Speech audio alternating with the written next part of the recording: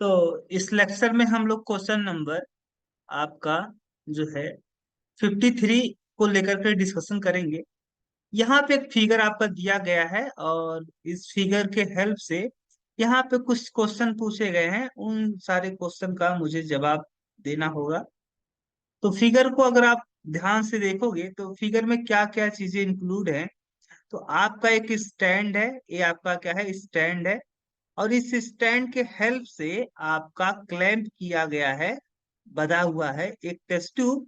इस test tube में आपका यहाँ पे देख रहे हो आपका यहाँ पे जो छोटे छोटे आपके पार्टिकल दिए गए हैं, एक इसके पार्टिकल्स हैं आपके सोडियम कार्बोनेट के, यानी इस टेस्ट ट्यूब के अंदर आपका सोडियम कार्बोनेट रखा गया है। और यहाँ पे आपका इस थिस्टल फनल के हेल्प से हम लोग ऊपर से क्या ऐड करने वाले हैं, एथेनोइक एसिड, है ना। तो एथेनोइक एसिड जब हम ऊपर से ऐड करेंगे तो नीचे की तरफ फॉल डाउन होगा, और जब ये आपका सोडियम कार्बोनेट के संपर्क में यह आपका इथेनोइक एसिड आपका एक आईयूपीएसी नाम है, जबकि कॉमन नेम जो इसका होता है एस्टिक एसिड होता है। तो ये इथेनोइक जो एसिड है आपका, जब इसके संपर्क में आएगा तो मुझे पता है इथेनोइक एसिड एक क्या है, एसिड है।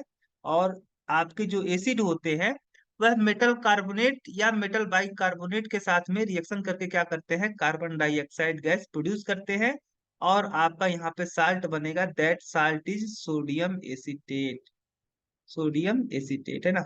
ये जो कार्बन डाइऑक्साइड गैस आपका रिलीज होगा, ये कार्बन डाइऑक्साइड गैस आपका इस अ, जो आपका यहाँ पे डिलीवरी ट्यूब है, इस डिलीवरी ट्यूब में इंटर करेगा, और यहाँ से आपका होते हुए यहाँ पे एक अदर टेस्ट ट्यूब आपका रखा गया है, जिसमें क्या भरा हुआ है, calcium hydroxide solution. Calcium hydroxide solution भरा गया है।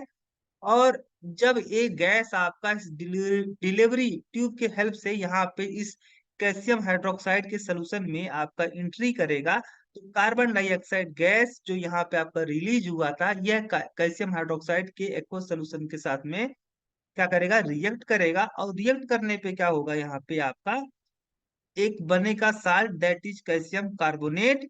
और आपका यहाँ पे प्लस वाटर बनेगा। तो कैल्शियम हाइड्रोक्साइड सॉल्यूशन यानी आपका लाइम वाटर, कैल्शियम हाइड्रोक्साइड का एक्वस सॉल्यूशन जो होता है उसे हम लोग बोलते हैं लाइम वाटर। तो ये जो आपका लाइम वाटर होगा, due to formation of calcium carbonate, ये जो लाइम वाटर होगा वो मिल्की हो जाएगा। कैसा हो जाएगा, मिल्की हो जाएगा। तो ये तो बात मुझे ऑलरेडी पर हम लोगों ने पढ़ रखी है एसिड बेस वाले भी चैप्टर में, कि कार्बन डाइऑक्साइड का आइडेंटिफिकेशन कैसे करते हैं। कार्बन डाइऑक्साइड गैस को जब आप क्या करते हो, पास आउट करते हो लाइम वाटर में, तो लाइम वाटर जो होता है वो मिल्की कलर का हो जाता है, due to formation of calcium carbonate. Calcium carbonate आपका वाटर में डिजोल्व नहीं होता है, सस्पेंडेड रहता है वाटर में।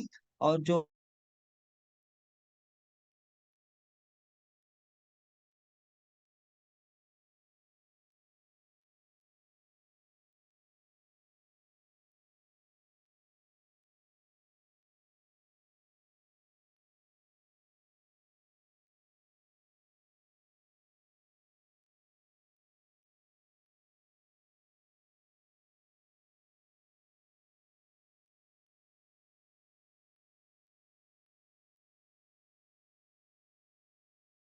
तो यहाँ पे हमने क्या बात किया था, क्वेश्चन नंबर 53 को लेकर के हम लोग बात कर रहे थे। और इसमें थोड़ा सा कनेक्शन की, गूगल कनेक्शन होने की वजह से हमारा जो था वो डिस्टर्ब हो गया था लेक्चर। फिर से एक बार देख लेते हैं हम लोग। एक आपका क्या है, यहाँ पे एक स्टैंड है, इस स्टैंड की हेल्प से आपका एक टेस्ट ट्यूब यहाँ पे होल्ड किया गया है टेस्ट ट्यूब में। और यहाँ पे ऊपर रबर कॉर्क लगा दिया गया है, ताकि अगर गैस आपका इस टेस्ट ट्यूब में से रिलीज हो तो गैस आपका स्केप न कर पाए। और यहाँ पे एक थिस्टल फनल है, इस थिस्टल फनल के हेल्प से हम लोग क्या करेंगे, एथेनोइक एसिड ऐड करेंगे। और यहाँ पे आपको टेस्ट ट्यूब में ऑलरेडी ले रखा है सोडियम कार्बोनेट। तो मुझे पता है जो सोडियम कार्बोनेट है वह एक मेटल कार्बोनेट है, और आपका यहाँ पे इथेनोइक एसिड जो कि ऊपर से ऐड किया जा रहा है। तो यह इथेनोइक एसिड, यह जो इथेनोइक एसिड है जब संपर्क में आएगा, किसके संपर्क में आएगा, सोडियम कार्बोनेट के, तो यह रिएक्ट करेगा। मुझे पता है कि जो मेटल कार्बोनेट होते हैं वह एसिड के साथ में रिएक्ट करके क्या करते हैं, कार्बन डाइऑक्साइड गैस प्रोड्यूस करते हैं, और साथ ही साथ आपका एक साल्ट बनेगा, दैट इज सोडियम एसिटेट, है ना। ये सोडियम एसिटेट आपका साल्ट बनेगा, और यहाँ पे कार्बन डाइऑक्साइड गैस क्या होगी, रिलीज होगी। और एक कार्बन डाइऑक्साइड गैस जो रिलीज होगी ड्यूरिंग द रिएक्शन, वो इस डिलीवरी ट्यूब में आपका एंट्री करेगा, और यहाँ पे एक टेस्ट ट्यूब में आपका रखा गया है कैल्शियम हाइड्रोक्साइड का सोल्यूशन। कैल्शियम हाइड्रोक्साइड का जो एक्वस सोल्यूशन होता है उसे हम क्या बोलते हैं, लाइम वाटर। क्या बोलते हैं, लाइम वाटर।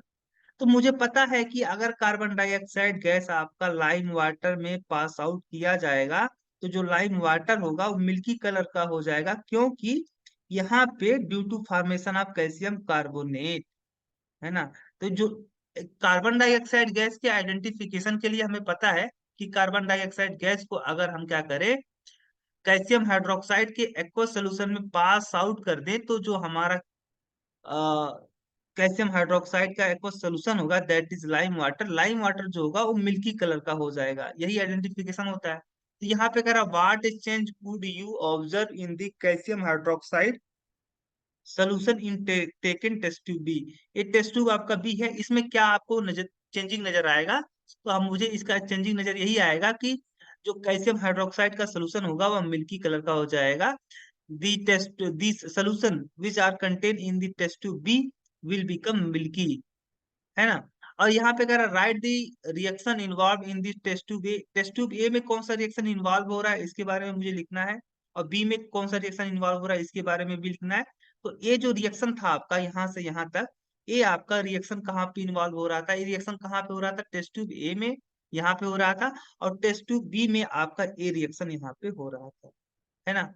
फिर अगला है, if ethanol is given instead of ethanoic acid, है ना, would you expect the same change. क्या अगर हम क्या हो कि यहाँ पे हम लोग इथेनोइक एसिड के जगह पे इथेनॉल ले लें। इथेनॉल का मतलब क्या होगा आपका, C2H5OH, है ना। अगर हम क्या होगा, अगर हम इथेनोइक एसिड के जगह पे कौन सा क्या ले ले, इथेनॉल ले ले, तो क्या होगा। तो अगर हम इथेनोइक एसिड के जगह पे इथेनॉल ले लेते हैं, तो आपका यहाँ पे क्या होने वाला है, अगर इसको आप देखोगे, है ना। तो पहली बात आपकी है कि जो इथेनॉल होता है वह सोडियम कार्बोनेट के साथ में रिएक्शन ही नहीं करेगा। जब रिएक्शन नहीं करेगा तो आपका कोई भी चेंजिंग नजर आपको नहीं आएगा, क्योंकि जब रिएक्शन नहीं होगा तो कोई गैस नहीं रिलीज होगी, कोई कार्बन डाइऑक्साइड गैस जैसी कोई रिलीज नहीं होगी, और जब रिलीज नहीं होगी कार्बन डाइऑक्साइड गैस, तो आपका यहाँ पे जो कैल्शियम हाइड्रोक्साइड का सोल्यूशन है वह जैसा था वैसा ही बना रहेगा, है ना। फिर ये कहा है आपका, how can you solution of lime water be prepared in the laboratory. Laboratory में आप कैल्शियम हाइड्रोक्साइड के एक्वस सोल्यूशन को कैसे प्रिपेयर करोगे, इसको आपको लिखना है यहाँ पे। तो कैसे लाइम को अगर हम वाटर में डिजोल्व कर दें, तो यहाँ पे क्विक लाइम जो होता है वह रिएक्ट करता है वाटर के साथ में और बना लेता है कैल्शियम हाइड्रोक्साइड का एक्वस सोल्यूशन। तो यहाँ पे कैल्शियम हाइड्रोक्साइड आपका प्रिपेयर हो गया, है ना। ये जो कैल्शियम हाइड्रोक्साइड आपका प्रिपेयर हुआ है, ये क्या है आपका सोल्यूशन के फॉर्म में रहेगा। तो क्विक लाइम को अगर हम वाटर में डिजोल्व कर दे, तो क्विक लाइम तुरंत रिएक्ट करता है वाटर के साथ में, और यहाँ पे हीट भी रिलीज होती है, और आपका प्रोडक्ट क्या बनता है, कैल्शियम हाइड्रोक्साइड, है ना। तो इस तरीके से हम लैब में बना सकते हैं। चलिए आगे की तरफ मूव करते हैं।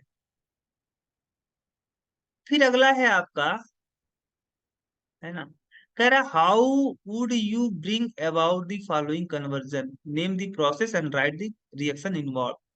इथेनॉल को मुझे इथेनॉल को चेंज करना है इथीन में, तो इथेनॉल का फार्मूला C2H5OH। अब मुझे इसे चेंज करना है, इथीन का मतलब C2H4 में मुझे चेंज करना है, तो मुझे क्या करना पड़ेगा। तो अगर मैं क्या करूं, इस इथेनॉल को हीट करूं after adding some drop of concentrate sulphuric acid. Concentrate sulphuric acid, some drop of sulphuric acid को अगर हम क्या करें, इथेनॉल में ऐड कर दे, तो जो इथेनॉल होगा वह चेंज हो जाएगा आपका किसमें, अगर हम कंसंट्रेट सल्फ्यूरिक एसिड के साथ मिक्स करके इथेनॉल को, इथेनॉल के एक्वस सोल्यूशन में अगर हम क्या करें कि थोड़ा सा सल्फ्यूरिक एसिड ऐड करके हीट करें, तो यहाँ पे क्या होगा आपका, यहाँ का हाइड्रोजन, यहाँ का हाइड्रोजन और यहाँ का OH आपका वाटर के फॉर्म में बाहर हो जाएगा। और यहाँ पे आपका एक गैस, यहाँ से आपका एक बॉन्ड यहाँ पे शिफ्ट होगा, एक बॉन्ड यहाँ पे टूट जाएगा, यहाँ पे इस कार्बन कार्बन के बीच में डबल बॉन्ड आ जाएगा और यहाँ पे बनेगा इथीन।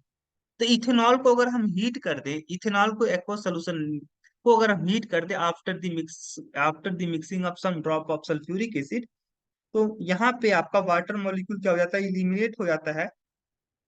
इलिमिनेट होने का मतलब बाहर निकल जाता है और आपका एक प्रोडक्ट बनता है, that is ethane, that is ethane, है ना। तो इस तरीके से आपका इथेन क्या हो जाएगा, प्रिपेयर हो जाएगा। अच्छा, इस रिएक्शन का नाम क्या है? इस रिएक्शन का नाम है डिहाइड्रेशन ऑफ, डिहाइड्रेशन क्यों बोल रहे हैं?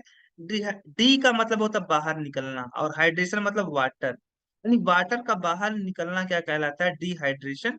तो यहाँ पे वाटर ही तो बाहर निकल रहा है, तो ए है आपका डिहाइड्रेशन ऑफ इथेनॉल, है ना। अगला है प्रोपेनॉल को मुझे प्रोपोनोइक एसिड में चेंज करना है, तो प्रोपेनॉल का फॉर्मूला क्या होगा, CH3CH2। प्रोपेनॉल, प्रोप का मतलब आपका तीन कार्बन, है ना। तो तीन कार्बन किस तरीके से, कुछ इस तरीके से, ये प्रोपेनॉल है। अगर प्रोपेनॉल को हम क्या करें, प्रोपेनॉल को अगर हम हीट कर दें किसके साथ में, कोई स्ट्रॉन्ग ऑक्सीडाइजिंग एजेंट के प्रेजेंस में, तो जैसे आपका एल्कलाइन के MnO4, है ना।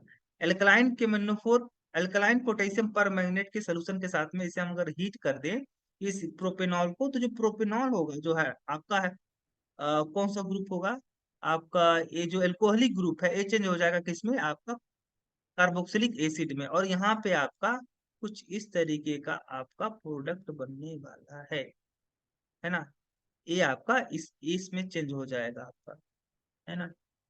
जो प्रोपेनॉल होगा वो किसमें चेंज हो जाएगा, प्रोपोनोइक एसिड में, है ना।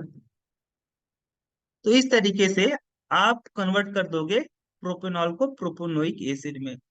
प्रोपेनॉल को जब हम हीट करते हैं with alkaline KMnO4, when we heat propanol with the alkaline KMnO4, then propanol change into propanoic acid, है ना। अगला है आपका draw the possible isomer of compound with the molecular formula C3H6 and also give their electron dot structure C3H6O, है ना। इस molecular फार्मूले से संबंधित जितना भाई आपका आइसोमर पॉसिबल होगा उसका मुझे क्या लिखना है, इलेक्ट्रॉन डॉट स्ट्रक्चर लिखना है। तो पहली बात देखो, इस फार्मूले से रिलेटेड आपका कौन सा कंपाउंड बन सकता है इसके बारे में आप सोचिए। तो आपका देखोगे अगर आप, तो ये आपका क्या है, यह एक कंपाउंड है जिसका नाम होता है आपका एसीटोन, है ना। एसीटोन, यहाँ पे कितने कार्बन, तीन कार्बन, चलो एक दो तीन कार्बन, कितने हाइड्रोजन, हाइड्रोजन, छह हाइड्रोजन और एक ऑक्सीजन, है ना। तो एक आपका ए हो गया, और इसी मॉलिक्यूलर फार्मूले का एक और कंपाउंड ड्रा किया जा सकता है, दैट इज प्रोपेनल। अगर आप देखोगे, है ना, प्रोपेनल, ये भी क्या है आपका,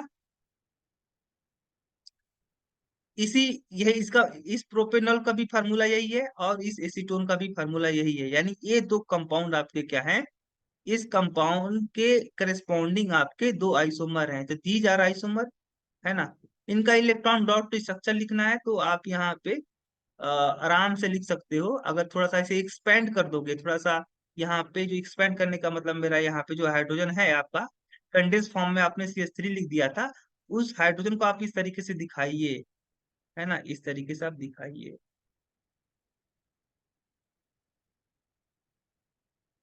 इस तरीके से दिखाइए, है ना। तो इस तरीके से आप दिखाइएगा, जहां जहां आपका एक कोवेलेंट बॉन्ड है वहां पे दो दो इलेक्ट्रॉन आप दिखाइए, है ना। जहां जहां कोवेलेंट बॉन्ड है वहां वहां पे आप दो इलेक्ट्रॉन दिखा दीजिए, क्योंकि एक कोवेलेंट बॉन्ड के फॉर्मेशन में दो इलेक्ट्रॉन की जरूरत पड़ती है ना। और ऑक्सीजन के आप पास, आप जानते हो कि ऑक्सीजन के वैलेंस शेल में कितने इलेक्ट्रॉन होते हैं? 6 इलेक्ट्रॉन। 6 में से आपका 2 इलेक्ट्रॉन यहाँ पे इन्वॉल्व हो गया है बॉन्ड के फॉर्मेशन में। एक इलेक्ट्रॉन यहाँ पे यूटिलाइज हुआ, एक इलेक्ट्रॉन यहाँ पे हुआ। तो ऑक्सीजन के पास में आपके पास 4 इलेक्ट्रॉन बचे होंगे, है ना। तो ये है आपका इलेक्ट्रॉन डॉट स्ट्रक्चर। आगे की तरफ मूव करते हैं। अगला क्वेश्चन है आपका क्वेश्चन नंबर 56, आपका कुछ इस तरीके का है। Explain the given reaction with example. Hydrogenation reaction. Hydrogenation reaction मुझे लिखना। हाइड्रोजिनेशन रिएक्शन मतलब ऐसा रिएक्शन जिसमें हाइड्रोजन क्या हो, आपका ऐड होता हो। दो reaction in which hydrogen added to unsaturated compound. Unsaturated compound के साथ में हाइड्रोजन का ऐड होना क्या कहलाता है? Hydrogenation reaction. जैसे सपोज दैट आपका इथीन है, यह एक क्या है, यहाँ पे कार्बन कार्बन के बीच में डबल बॉन्ड है ना। तो डबल बॉन्ड होने की वजह से ये जो कंपाउंड है, एक ऐसा कंपाउंड है, अनसेचुरेटेड कंपाउंड है। और इस अनसेचुरेटेड कंपाउंड में अगर हम क्या करें, हाइड्रो अगर इस अनसेचुरेटेड कंपाउंड को अगर मैं हाइड्रोजन के साथ मिक्स करके इन दी प्रेजेंस ऑफ प्लेटिनम अगर हीट कर दूं, है ना, तो मेरा यहाँ पे जो हाइड्रोजन होगा यह इस डबल डबल बॉन्ड पे क्या हो जाएगा, अटैच हो जाएगा। कुछ इस तरीके का। एक हाइड्रोजन इस वाले कार्बन सेंटर पे चला जाएगा और एक हाइड्रोजन आपका इस कार्बन सेंटर पे चला जाएगा। तो दो ऑलरेडी थे, एक और अपाइड हो गया। तो आपका ये जो डबल बॉन्ड था यहाँ पे खत्म हो जाएगा। आपका बचेगा सिंगल बॉन्ड, है ना। तो ए क्या है आपका, यहाँ पे हाइड्रोजन ऐड हो रहा है विथ अनसेचुरेटेड कंपाउंड। तो ए रिएक्शन आपका कैसा कहलाएगा? Hydrogenation reaction. Oxidation reaction. Oxidation reaction क्या होता है? ऐसा रिएक्शन जिसमें आपका लिमिटेड अमाउंट में ऑक्सीजन जो होता है वह किसी सबस्टांस के साथ में जब ऐड होता है, the reaction of any substance with the limited amount of oxygen. किसी सबस्टांस का लिमिटेड अमाउंट में ऑक्सीजन के साथ में रिएक्शन जो होता है वह कैसा क्या कहलाता है? Oxidation reaction. तो ऑक्सीडेशन रिएक्शन में जैसे सपोज दैट आपका जैसे मान लो आपका इथेनॉल है ना। अगर इथेनॉल को हम लोग एल्कलाइन केमन्नोफोर एल्कलाइन केमन्नोफोर के साथ में क्या करें, हीट करें, तो ये जो आपका एल्कोहलिक ग्रुप है किस में चेंज हो जाएगा? कार्बोक्सिलिक एसिड में। कुछ इस तरीके का आपका चेंज हो जाएगा, है ना।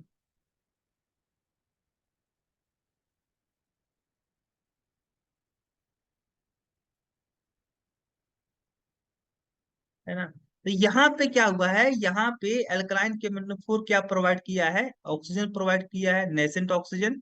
और ये नेसेंट ऑक्सीजन इस इथेनॉल मॉलिक्यूल के साथ में ऐड हुआ है और ये आपका ऑक्सीडाइज हो गया इथेनॉल इनटू इथेनोइक एसिड। तो ये जो रिएक्शन है इसमें आप इस रिएक्शन में आपका लिमिटेड अमाउंट में जो ऑक्सीजन था वह इस इथेनॉल के साथ ऐड हुआ है और ये इथेनॉल आपका ऑक्सीडाइज हो गया इथेनोइक एसिड में। This is oxidation reaction. इसी तरीके से सब्स्टिट्यूशन रिएक्शन। ऐसा रिएक्शन जिसमें आपका किसी कंपाउंड का एक दो रिएक्शन इन विच दी ऐसा रिएक्शन जिसमें आपका क्या होता है कि कोई एटम या part of any compound substitute by the any other species are called substitution reaction. ऐसा रिएक्शन जिसमें आपका क्या होता है कि किसी कंपाउंड का पर्टिकुलर हिस्सा क्या हो जाता है, सब्स्टिट्यूट हो जाता है। सब्स्टिट्यूट का मतलब क्या होता है कि विस्थापित हो जाता है ना। ऐसे रिएक्शन को हम क्या बोलते हैं? सब्स्टिट्यूशन। जैसे सपोज दैट आपका ए क्या है, मीथेन है।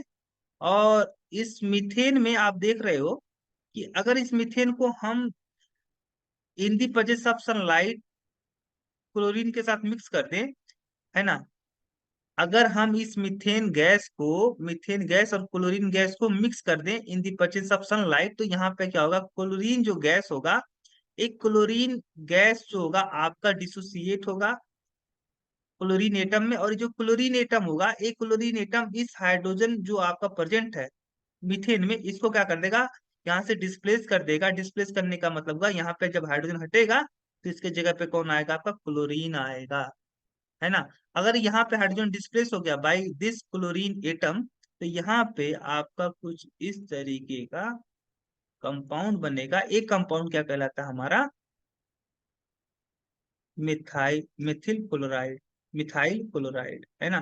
तो यहाँ पे हमने देखा कि इस कंपाउंड का जो हाइड्रोजन एटम था वह सबस्टिट्यूट हो गया। सबस्टिट्यूट का मतलब किसी के जगह पे किसी के और का आ, किसी के जगह पे किसी और का आ जाना क्या कहलाता है, सबस्टिट्यूशन। तो यहाँ पे हाइड्रोजन क्या हुआ है, सबस्टिट्यूट हो गया बाई क्लोरीन एटम। तो ये जो रिएक्शन होगा वो कहलाएगा सबस्टिट्यूशन रिएक्शन। ऐसा रिएक्शन जिसमें आपका किसी कंपाउंड का पर्टिकुलर पार्ट जो होता है वह किसी अदर स्पीसीज से सबस्टिट्यूट हो जाता है, ऐसे रिएक्शन को क्या बोलते हैं हम लोग, सबस्टिट्यूशन रिएक्शन। तो इस रिएक्शन में क्या हुआ है, इस रिएक्शन में एक आपका जो हाइड्रोजन एटम था, इस कंपाउंड का एक पर्टिकुलर हिस्सा था, ये पर्टिकुलर हिस्सा आपका सबस्टिट्यूट हो गया by chlorine species, by chlorine atom species, है ना। और एक क्लोरीन यहाँ पे हाइड्रोजन को हटा के खुद आ गया, तो ये क्या हुआ, सबस्टिट्यूशन। विस्थापित हो गया ना, विस्थापित होने मतलब किसी के जगह पे किसी को और आ जाना, किसी और का आ जाना।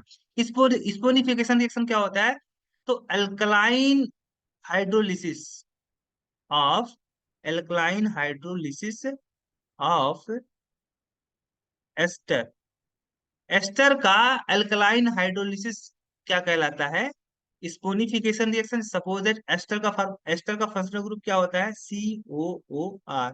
सच सपोज दैट आपका कोई एस्टर है, पर्टिकुलर एस्टर मान लो आपका कोई एस्टर है ना, कोई पर्टिकुलर आपका एस्टर है, जैसे मान लो R-COOR, है ना।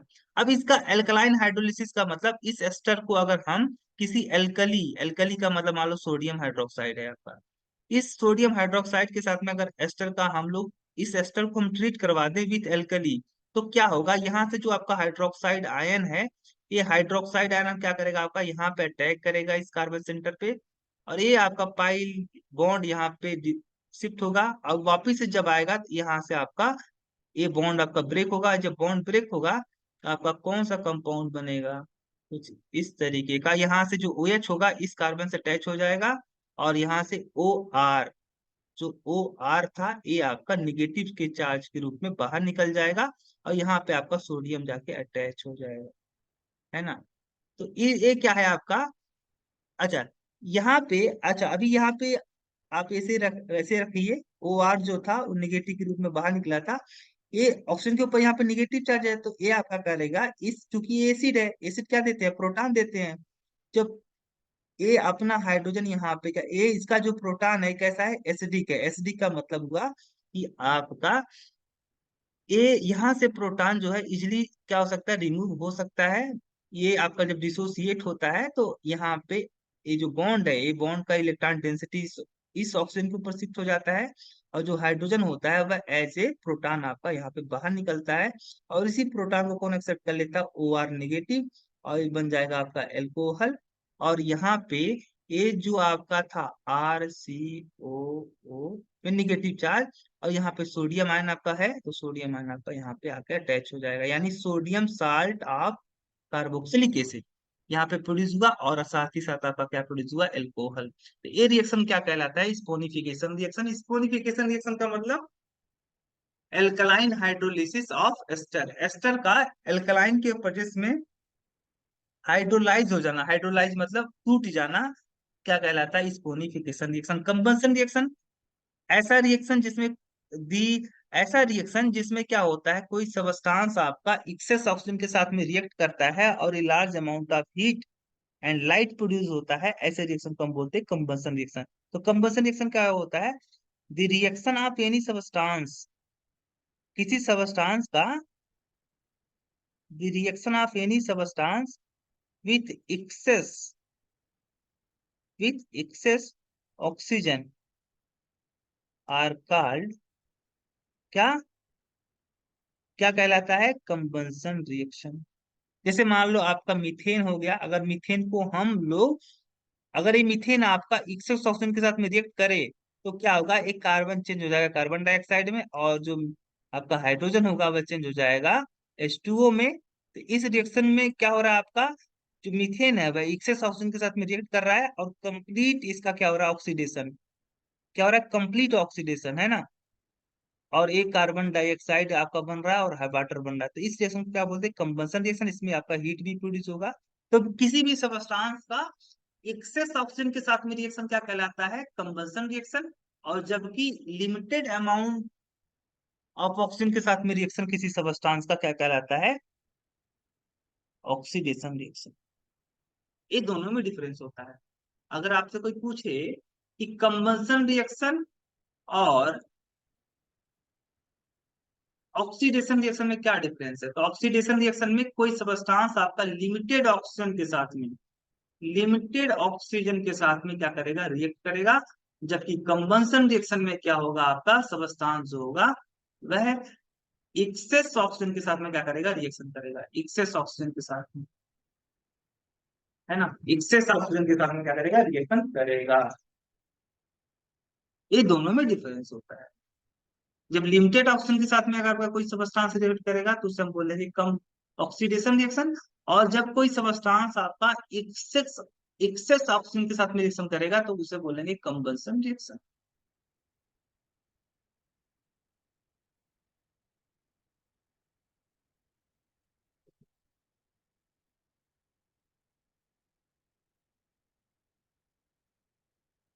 एक क्वेश्चन देख लेते हैं, ये हमारा आज का लास्ट क्वेश्चन है।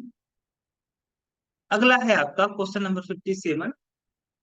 इसमें आपका पूछा जा रहा है, एन ऑर्गेनिक कंपाउंड है, कोई आपका ऑर्गेनिक कंपाउंड है। अब उस ऑर्गेनिक कंपाउंड के बारे में मुझे कुछ भी नहीं पता। उसे बोल दिया गया जो ऑर्गेनिक कंपाउंड है उसका नाम दे दिया गया ए। अब ए को हीट करने पे क्या होता है, किसके साथ में भाई हीट कर रहे हो, सल्फ्यूरिक एसिड के साथ में। तो क्या होता है, आपका फॉर्म एक कंपाउंड बी बनता है। और जो कंपाउंड बी है, ए क्या देता है, एडिशन रिएक्शन देता है, किसके साथ में, 1 mole of hydrogen. 1 mole hydrogen के साथ में एडिशन रिएक्शन शो करता है कौन, बी, है ना, इन दी प्रेजेंस ऑफ निकल। अच्छा, और एक कंपाउंड सी बनता है। 1 मोल ऑफ कंपाउंड सी, एक मोल का सी का 1 मोल जो होता है वह क्या होता है, कंबसन करने पे 2 मोल क्या बनाता है, आपका कार्बन डाइऑक्साइड बनाता है। और 3 mole of H2, 3 mole of H2। Identify compound A B C and write the chemical equation of the reaction involve. बड़ी मजेदार क्वेश्चन, बहुत ही मजेदार क्वेश्चन है ना। कैसे, यहाँ से ए से स्टार्ट किया था, कोई कंपाउंड आपका ऑर्गेनिक कंपाउंड ए था, इसको हीट किया गया जब सल्फ्यूरिक एसिड के साथ में, तो कंपाउंड बी मिला। कंपाउंड बी जो था वह हाइड्रोजन के साथ में, 1 मोल हाइड्रोजन के साथ में निकल के प्रेजेंस में आपका रिएक्ट किया, और एक कंपाउंड सी बना। जो कंपाउंड सी जो था उसका कंबंशन करवाने पे क्या हुआ कि यहाँ पे 2 mole carbon dioxide gas produce हुए और 3 मोल आपका वाटर प्रोड्यूस हुआ। अच्छा, इस रिएक्शन से मुझे बात कंफर्म हो जाती है कि सी जो था, सी में 2 कार्बन प्रेजेंट था। सी में कितने मोल कार्बन एटम प्रेजेंट थे, 2 मोल कार्बन एटम प्रेजेंट थे। तभी आपका 2 mole carbon dioxide gas produce हुआ है। अगर मान लो आपका ये मीथेन है ना, अगर मीथेन का कंबंशन होता है तो मीथेन में कितने ऑक्सीजन, कितने कार्बन प्रेजेंट थे, एक। तो क्या बनेगा, 1 मोल कार्बन डाइऑक्साइड गैस आपका, इसका 1 मोल कार्बन डाइऑक्साइड गैस बनेगा। और आपका यहाँ पे आ, चार क्या थे, 4 हाइड्रोजन एटम थे। और एक वाटर में आपका 2 हाइड्रोजन की जरूरत पड़ती है, तो इस तरीके से आपका 4 हाइड्रोजन का मतलब आपका 2 मोल क्या होगा, H2O प्रोड्यूस होगा। तो इसको अगर बैलेंस करोगे तो यहाँ पे आपका हो जाएगा 2, है ना। ये बैलेंस केमिकल इक्वेशन है आपका मीथेन का कंबंशन के लिए। मीथेन के कंबंशन के लिए जो बैलेंस केमिकल इक्वेशन होगा वह इस तरीके से होगा, है ना। तो एक बात कंफर्म हो जाती है कि जो कंपाउंड सी है, कंपाउंड सी में कितने कार्बन एटम प्रेजेंट थे, 2। और 6 क्या थे आपके, 6 क्या प्रेजेंट थे, हाइड्रोजन एटम। तो 2 कार्बन और 6 हाइड्रोजन से मिल करके कोई कंपाउंड बताओ। अच्छा, 2 कार्बन और 6 हाइड्रोजन, तो मेरे हिसाब से C2H6, जो कंपाउंड सी होगा वह C2H6 होगा। C2H6 का मतलब हो गया आपका इथेन। क्या? इथेन, है ना। अच्छा, अब देखो, यहाँ सी तो मुझे पता चल गया कि सी क्या होगा। अब यहाँ पे C2H6 तब बना है कंपाउंड बी से। कंपाउंड बी में क्या हुआ है, कंपाउंड बी में जब आपका 1 मोल हाइड्रोजन ऐड हुआ है तो कंपाउंड सी बना है। कंपाउंड, देखो, कंपाउंड बी में दो दो हाइड्रोजन एटम ऐड हुए हैं ना, तो यहाँ पे 6 अगर हाइड्रोजन एटम थे तो बी में कितने एटम होंगे, हाइड्रोजन के 4 एटम होंगे, क्योंकि यहाँ पे 1 मोल हाइड्रोजन एटम यानी इसके 2 हाइड्रोजन एटम आपके ऐड हो रहे हैं बी वाले में। तो बी वाले में आपका जब ऐड होगा तो क्या बनेगा, C2H6, यानी आपका जो बी होगा कुछ और नहीं, C2H4 होगा, है ना। अब C2H4 कैसे मिलेगा, तो अगर हम क्या करते हैं, इथेनॉल, C2H5OH, इथेनॉल को, इथेनॉल के एक्वस सोल्यूशन को अगर हम लोग हीट करें after the mixing of sulphuric acid, after the mixing of sulphuric acid, तो यहाँ पे क्या होता है आपका, जो इथेनॉल होता है वह चेंज हो जाता है किसमें, इथीन में चेंज हो जाता है ना। तो यानी अब मुझे सारी चीजें पता चल गई एक एक करके, कि ए जो होगा वह C2H5OH होगा, यानी इथेनॉल होगा। बी क्या होगा आपका, बी आपका होगा C2H4, और सी क्या होगा आपका, C2H6, है ना। तो इस तरीके से आपके कंपाउंड ABC ये सारे आपके इस तरीके से होंगे।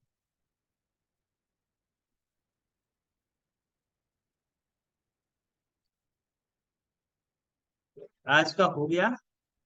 अब हम जो है नेक्स्ट लेक्चर में ये जो high order thinking skill based question है इनके बारे में डिस्कशन करेंगे।